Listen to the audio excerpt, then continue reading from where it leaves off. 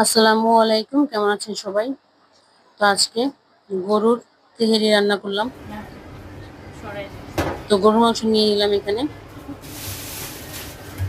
ভালো করে ধুয়ে নিয়েছি। এখন আমি আগে মাংসটা বসাবো, তার জন্য পেঁয়াজ আর তেল দিলাম চুলায়। আর আরেকটা কথা, সেটা হচ্ছে যে গরুর তেহেরির যে ভিডিওটা, ফাইনাল লুকের যে ভিডিওটা, সেটা ডিলিট হয়ে গেছে মোবাইল থেকে, কীভাবে জানি না। তো ছবিগুলো দিয়ে দেখালাম। পেঁয়াজটা ভাজা হয়ে গেছে, এখন আমি আদা রসুন বাটা দিব, পরিমাণ মতো আদা রসুন বাটা, জিরা বাটা, টমেটো, ওগুলো একটু ভালো করে ভেজে নিচ্ছি। তারপর টমেটো দিছি, এলাচ, দারচিনি, তেজপাতা, লবণ দিয়ে দিব পরিমাণ মতো।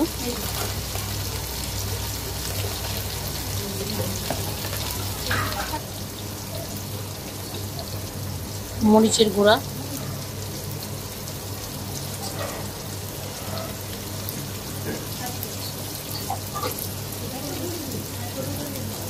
ধনিয়ার গুঁড়া,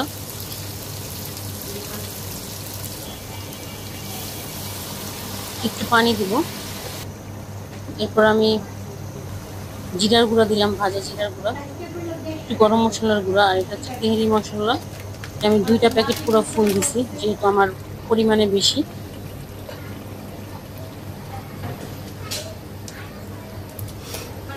মশলাটা কষানোর পর এখন আমি গরুর মাংস দিয়ে দিব, দিয়ে মাংস সহ ভালো করে কষাবো।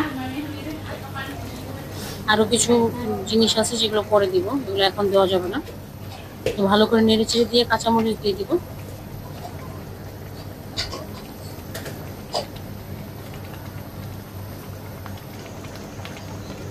ঢেকে দিব, একটু পর ঢাকনাটা উঠিয়ে নেড়ে চেড়ে দিব, আবারও ঢেকে দিব। ভালো করে আমি কষিয়ে নিব মাংসটা।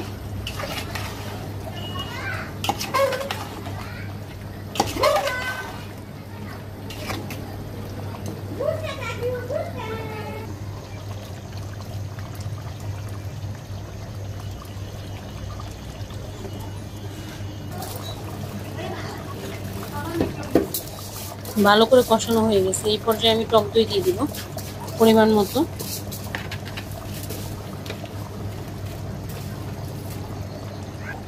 তারপর বাদাম বাটা দিব, যেটা সবচেয়ে মোস্ট ইম্পর্টেন্ট এই বিরিয়ানির জিনিস, বিরিয়ানির জন্য লাগবে এটা। আর টমেটো সস দিব, আমি আস্তা টমেটো দিছি, টমেটো সসও দিছি। আর এখানে দুধ দিয়ে দিলাম, কোনো পানি দিব না আমি আর। এটাই ভালো করে পানিটা শুকিয়ে নামিয়ে নিব। মাংস অলরেডি সিদ্ধ হয়ে গেছে, কষানোতেই সিদ্ধ হয়ে গেছে অর্ধেক, বাকিটা হয়ে যাবে এই পানিটা টানিয়ে নিলেই। তো মাংসটা তো আমি নামিয়ে ফেলছি। এখন আমি চালের সাথে যে বাগার দেবো, এর জন্য পেঁয়াজ দিলাম, পেঁয়াজটা ভালো করে ভাজবো। আর এইদিকে আমার বোন বোরহানি বানাইছে বাসায়, তো এটা রেসিপি আরেক ভিডিওতে দিব আমরা অন্য সময়। এত বড় তো ভিডিও করা যাবে না, তাই শুরুতে এটাই দেখালাম। তো যাই হোক, পেঁয়াজটা ভাজা হয়ে গেছে, এখন আমি ছোলার চালটা ঢেলে দিছি,